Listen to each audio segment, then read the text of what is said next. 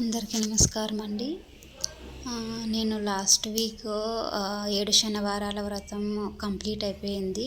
అంటే వడ్డీతో సహా 8 వారాలు కంప్లీట్ చేశాను. ఇది 8 వారాలు అయిపోయిన తర్వాత మళ్ళీ శనివారం పూజ చేసుకున్నాను. మళ్ళీ పిండి దీపాలు 2 పెట్టుకొని చల్లమిడి అండ్ పానకం దేవుడికి ప్రసాదంగా పెట్టాను. ఇంట్లో పూజ చేసుకుంటే చాలా ప్రశాంతంగా ఉంటుంది. సో 7 శనివారాల వ్రతం ఎవరన్నా చేసుకోకుంటే చేసుకోండి, చాలా మంచిది జరుగుతుంది. ముడుపు కట్టుకొని దేవునికి మంచిగా పిండి దీపాలు, వెంకటేశ్వర స్వామికి పిండి దీపాలు అంటే చాలా ఇష్టం కదా. సో దేవుని ఇలా బాగా అలంకరించుకొని నిండుగా, సో వెంకటేశ్వర స్వామి అలంకార ప్రియుడు కాబట్టి మీకు ఎన్ని పూలు వీలైతే అన్ని పూలతో అలంకరించుకొని మంచిగా మాలలు కుట్టుకొని వేసుకొని చలిమిడి దీపాలు, పిండి దీపాలు పెట్టుకోండి. అంత మంచి జరుగుతుంది.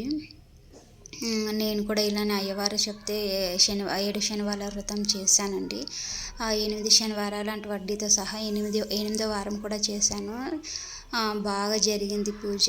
సో ఇది నార్మల్గా నెక్స్ట్ వారం సాటర్డే చేసుకున్నాను. సో ఇప్పుడు కూడా నాకు ఎందుకో పిండి దీపాలు పెట్టాలనిపించింది, 2 పెట్టాను. ఈరోజు కూడా పూజ మంచిగా జరిగింది. సో సరిపోతే వెంకటేశ్వర స్వామికి తిరుమలకి వెళ్ళి ముడుపులు సమర్పించుకొని రావాలి. ఆ దేవుడు ఎప్పుడు నాకు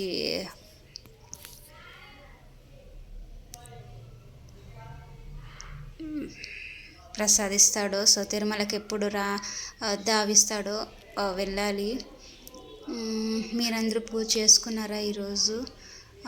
ఇదేమంటే 7 శనివారాల వ్రతం చేసుకుంటే మనసులో ఏం కోరికన్నా జరుగుతుంది. ఎలాంటి కోరికైనా అది న్యాయబద్ధమైన కోరిక అయితే ఖచ్చితంగా నెరవేరుతుంది అని చెప్తారు మన పెద్దలు.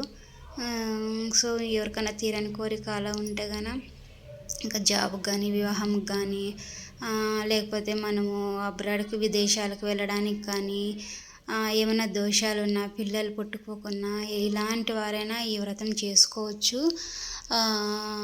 అంటే ఈ 7 శనివారాలు వ్రతం చేసినప్పుడల్లా అదేదో ఒక పండగలా అనిపిస్తుంది. ముందు రోజే పూలు తెచ్చుకోవడము, దేవునికి ఏమేమి కావాలో అన్నీ తెచ్చుకోవడము, లేకపోతే టెంకాయలు కానీ, ఫ్రూట్స్ కానీ అన్నీ తెచ్చుకోవడము, నెక్స్ట్ డేకి అన్నీ ప్రిపేర్ చేసుకోవడము, మళ్ళీ సాటర్డే మంచిగా పూజ చేసుకోవడము, రోజంతా దేవుని గురించే వింటూ ఉండడం, ఏదైనా కథలు కానీ లేదా వెంకటేశ్వర స్వామి కళ్యాణం కానీ. మీకు చాగంటి గారు వెంకటేశ్వర స్వామి వైభవం అని చెప్పారండి యూట్యూబ్లో, అది వినండి, చాలా అంటే చాలా బాగుంటుంది.